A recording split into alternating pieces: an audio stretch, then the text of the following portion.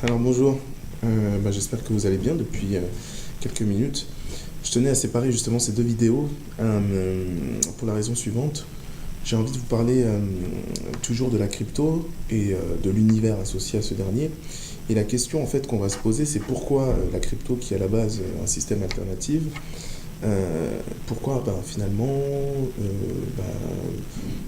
il y a une certaine flexibilité de nos gouvernements concernant ce phénomène. Il faut savoir que c'est pas la première fois que nos gouvernements, quand je dis nos gouvernements, c'est en fait le système classique en général, se laisse disrupter. Et se laisser disrupter, finalement, c'est pas vraiment une disruption en soi. C'est que finalement, même le système actuel, il trouve sa part de bénéfices. Alors, on peut voir des exemples. Internet est un bon exemple. Quand vous y pensez, Internet au départ, oui, c'est les gens qui ont accès à toute forme d'information, c'est une connexion entre différents pays, et finalement, Internet peut être vu comme un monde sans frontières, etc., etc.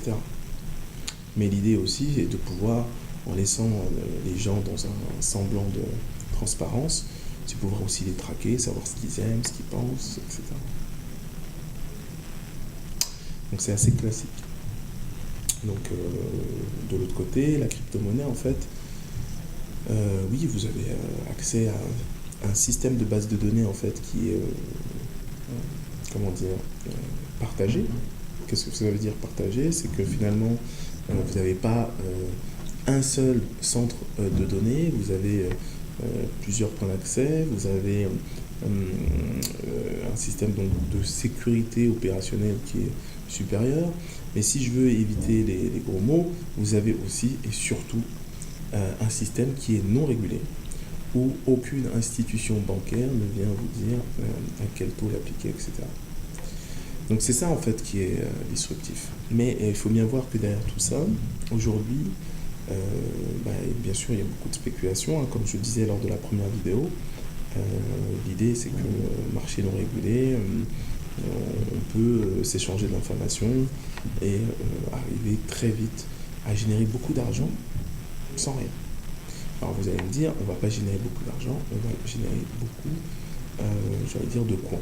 Et en fait, la valeur du Bitcoin est associée, entre guillemets, à votre perception, qui se traduit, en fait, qui se reflète via le taux de change. Un Bitcoin contre $1. Contre un certain nombre de dollars. Il faut savoir que, hormis cette volatilité du marché, il faut bien comprendre une chose. C'est qu'aujourd'hui, le système actuel est en train de faire défaut. C'est-à-dire que les banques n'ont plus de cash. Et ça, c'est des choses qu'on sait depuis très longtemps, qu'on a commencé à voir avec la crise de la subprime. On a vu que finalement, ces institutions financières qui paraissaient solides, en fait, tout le système bancaire pourrait être déstabilisé.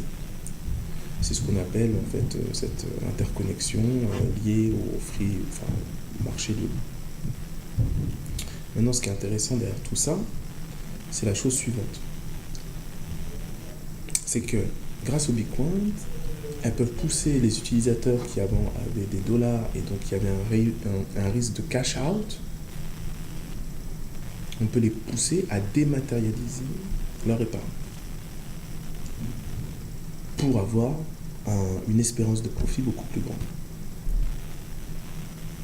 Mais cette épargne, à la base, elle n'existait même pas dans les comptes des banques.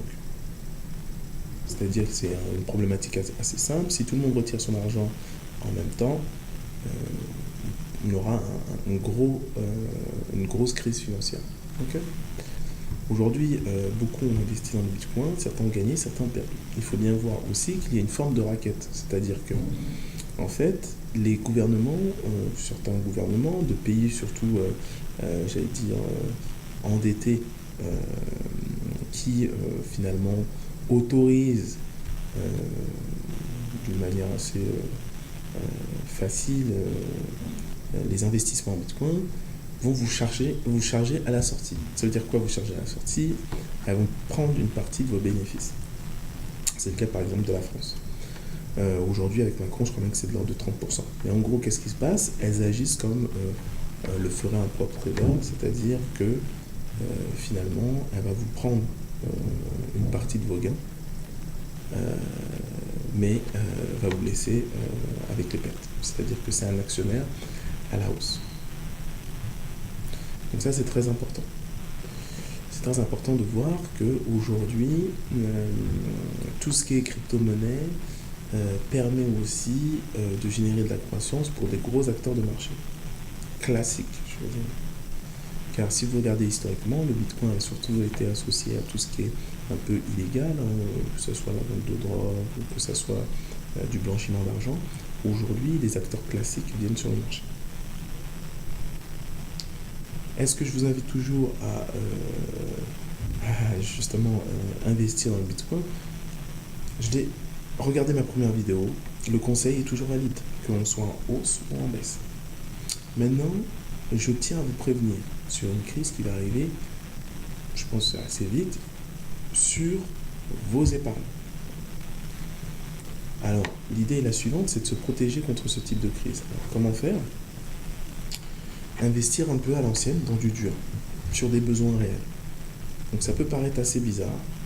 Nous, on va tendre vers cette solution. On a plusieurs activités. Quand je dis nous, c'est des acteurs qui sont ouverts à autre chose, à ce que j'appelle la société équilibre, une autre forme de vie en société. Nous sommes ouverts à autre chose et nous allons vous proposer, pas nos services, mais vous proposer la possibilité de trouver une nouvelle forme de liberté. Et la question qui va se poser à vous, c'est est-ce que je veux être libre ou est-ce que j'attends la prochaine crise?